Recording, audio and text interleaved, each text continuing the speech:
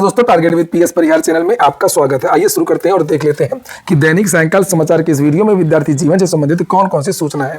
तो वीडियो को जल्दी से लाइक कर दें, शेयर कर दें। जिन छात्रों ने चैनल को अभी भी सब्सक्राइब न किया हो तो जल्दी से सब्सक्राइब कर लें, ताकि आप लोगों को इसी प्रकार की ऑथेंटिक और सॉलिड अपडेट्स सबसे पहले मिलती रहे। चलिए शुरू करते हैं, लेकिन आगे बढ़ने से पहले एक सूचना है उन विद्यार्थियों के लिए जो विद्यार्थी यूपीपीएससी की भर्तियों की तैयारी कर रहे हैं या बीपीएससी भर्तियों की तैयारी कर रहे हैं। वे सभी अभ्यर्थी पीडब्ल्यू यूपीपीएससी वाला, बीपीएससी वाला प्लेटफॉर्म पर आकर के अपनी तैयारी पूरी कर सकते हैं। यहाँ पर आपको वो सारी चीजें मिलती हैं जो तैयारी करने के लिए आवश्यक होती हैं। यहाँ पर आप देख भी सकते हैं, लिखा है लाइव एंड रिकॉर्डेड क्लास मिलती है। इनका एक बैच है जिसका नाम है सर्व सक्षम 2.0, जिसमें पूरी कंप्लीट तैयारी करवाई जाती है। डेली एमसीक्यूज होते हैं, यूनिट वाइज क्लास नोट्स दिए जाते हैं, प्रीलिम्स और मेंस के पीआईक्यूज बुकलेट दी जाती है, प्रीलिम्स और मेंस की रिवीजन बुकलेट, और साथ में यूपी का करंट और डाउट क्लियरिंग सेशन, जो भी डाउट हो वो तुरंत 24 घंटे क्लियर करवाया जाता है। और ये जो कोर्स है वो मात्र 4,999 रुपए में है। और यहाँ पर भी एक कोड लगा देंगे आप लोग PSP 500, तो आप लोगों को इसके अलावा भी और अधिक डिस्काउंट मिल जाएगा।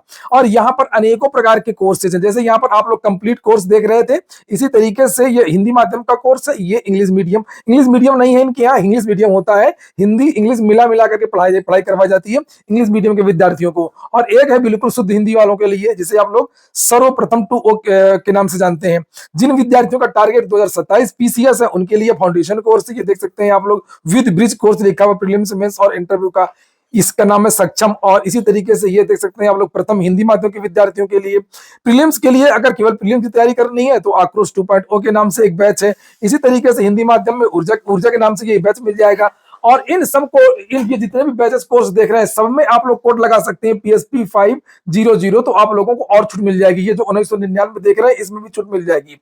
इसी तरीके से बीपीएससी के भी बैचेस है, 72वीं बीपीएससी का फाउंडेशन बैच है, ये देख सकते हैं इंग्लिश मीडियम हिंदी मीडियम वाला है, इसके पहले इंग्लिश मीडियम आक्रोश नाम का भी बैच है, प्रीलिम्स के लिए, ऊर्जा के लिए, ये सारे बैच मिल जाएंगे।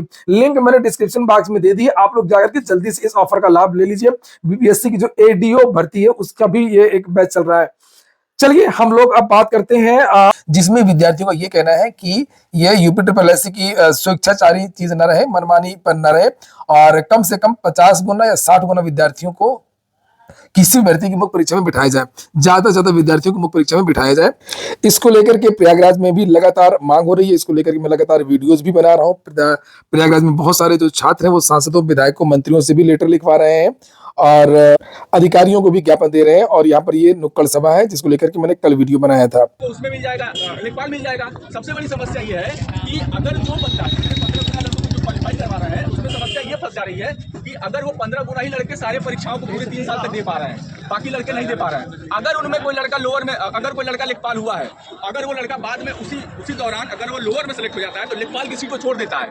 उसके बारे में आप चर्चा नहीं कर रहे हो, पूरा वैकेंट चली जा रही है सीटें ऐसी। भाई बड़ा पद पाने के बाद उसमें सेलेक्ट ऑलरेडी लड़का, उसको तो छोड़ रहा है, फिर 3 साल के बाद फिट आएगा। किसकी एज बचेगी?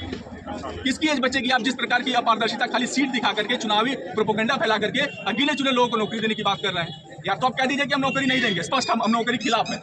लड़की अपना काम धाम देखें, लेकिन जिस तरीके से लड़कों को चक्रव्यूह में फंसाया जा रहा है, आप क्रम में यहाँ पर देख सकते हैं एग्जामपुर के विवेक सर हैं, इन्होंने भी समर्थन किया है। और इनका भी यही कहना है कि जो भी भर्तियां आती हैं यूपीपीएससी से, इन भर्तियों में कम से कम 50 से 60 गुना विद्यार्थियों को बुलाया जाए और इसकी ऑफिशियल घोषणा कर दी जाए, जिस तरीके से ये 15 गुना कहते हैं। अभी जानते हैं कि यूपीपीएससी पैट से बहुत सारी वैकेंसी अभी आनी है। लेखपाल का विज्ञापन आ चुका है, उसका एग्जाम होना है, लोअर पीसीएस और भी बहुत सारे पद। तो मेरी सर के साथ चर्चा हो रही थी कि जैसे इन्होंने लेखपाल में 15 गुना बुलाए हैं, इस प्रकार से तो बहुत सारे बच्चों को मौका नहीं मिल पाएगा। और आप मौके नहीं दोगे तो आप अच्छे कैंडिडेट कैसे प्राप्त करोगे? तो हमारा पहले से था कि कम से कम इसको 50 गुना 60 गुना अपने हिसाब से, जैसे भी यूपीपीएससी को लगता है उसमें कोई बड़ी चीज नहीं है, अगर वो 50-60 गुना भी कर लेगी। तो इसमें सर से बात हुई थी, तो सर जैसा कि हम लोग बात कर रहे थे, ये क्यों आवश्यक है, जरा आप इस पर प्रकाश डालिए। जी सर, नमस्कार सर, और एग्जाम्पल टीम को बहुत बहुत धन्यवाद। साथियों, मैं सर के माध्यम से ये बात कहना चाहता हूँ कि देखिए यूपीपीएससी का जो मुख्य परीक्षा होता है वो पेट पास करने के बाद ही उसमें मौका मिलता है। तो इस समय देखा जा रहा है कि जितनी भी वैकेंसीज आ रही हैं, तो उसमें 15 गुना लोगों को मौका दिया जा रहा है मुख्य परीक्षा के लिए। ठीक है, कोई मतलब खराब बात नहीं है, 15 गुना मौका उस समय देना चाहिए जब क्या है सेंटर हमारे लोकल लेवल पर हो, जहां बच्चों को जाने में कोई प्रॉब्लम ना हो, सुविधाएं उनको मुहैया कराए सरकार। तो ठीक है, आप 15 गुना क्या 10 गुना क्वालिफाई कराइए, में इसमें कोई दिक्कत नहीं है। लेकिन दिक्कत यह है कि जो यूपीपीएससी से जो भी परीक्षाएं होती है, इसमें गांव तबके का जो लोग हैं, गरीब बच्चे हैं, किसान के बच्चे हैं, मजदूर के बच्चे हैं, तो वो बच्चे ज्यादा इस परीक्षा में अपीयर होते हैं ज्यादातर के।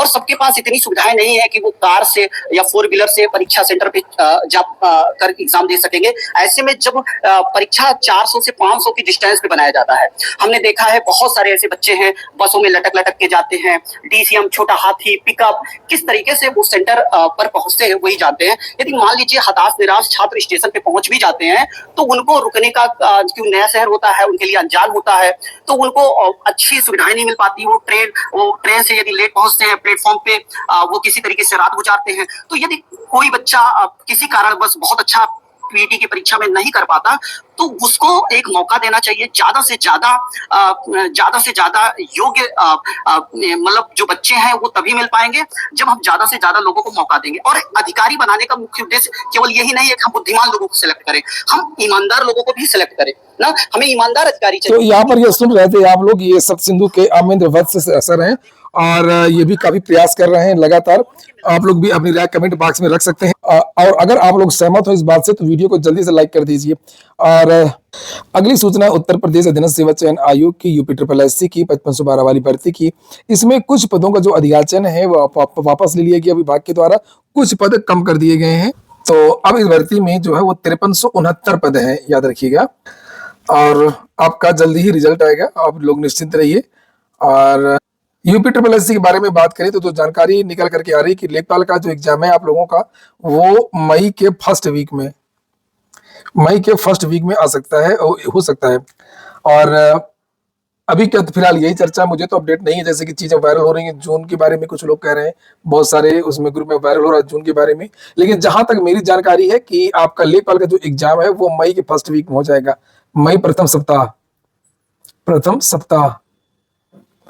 और अगली जो सूचना है वो CUET UG की है। ये आज एक नोटिस जारी हुई है, 23 तारीख की है।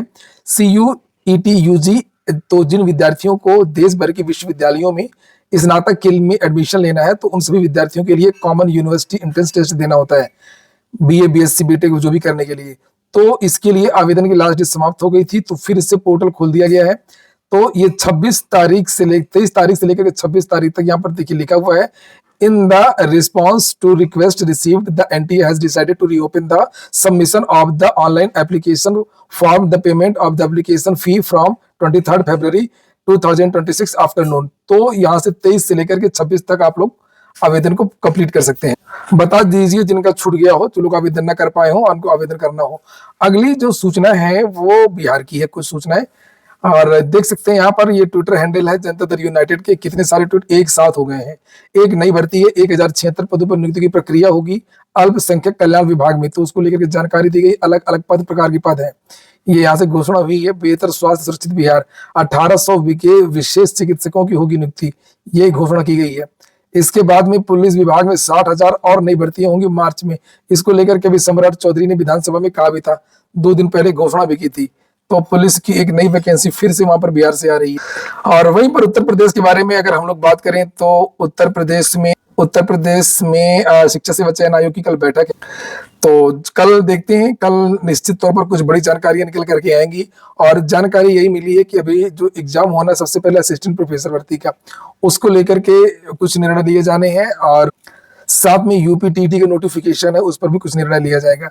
और UPTT का नोटिफिकेशन मार्च के अंत में निश्चित तौर पर जारी हो जाएगा। आप लोग UPTT की तैयारी करते रहिए, UPTT अपने तय समय पर होगा।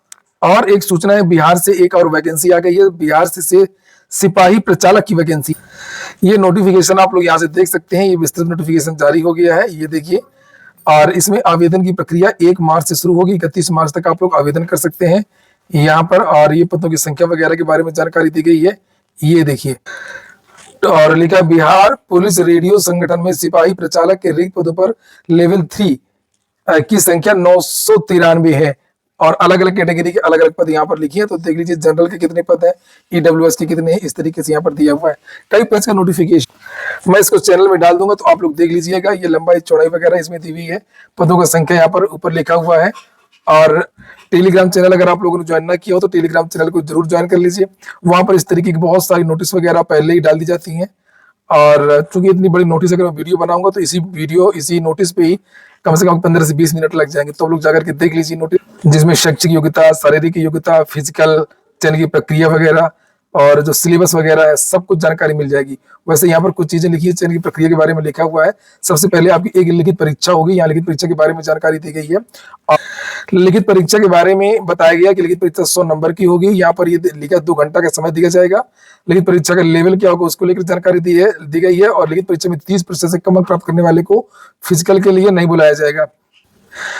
लिखित परीक्षा प्राप्त अंकों के आधार पर यथासंभव विज्ञापित रिक्तियों का आरक्षण कोटिवार प्रत्येक कोटि के लिए हर कैटेगरी के 5 गुना विद्यार्थियों को फिजिकल के लिए बुलाया जाएगा। फिर इन विद्यार्थियों का फिजिकल होगा और फिजिकल में क्या होगा ये नीचे लिखा है, इसको देख लीजिए।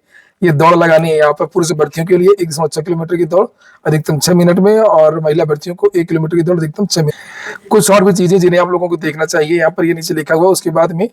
तो ठीक है दोस्तों, ये हो गया आज का वीडियो आपको अच्छा लगा, आपके काम का हो तो वीडियो को लाइक अवश्य कर दें। जिन छात्रों ने चैनल को सब्सक्राइब न किया हो सब्सक्राइब कर लें। पूरा वीडियो सुनने के लिए बहुत बहुत धन्यवाद। शुभ रात्रि।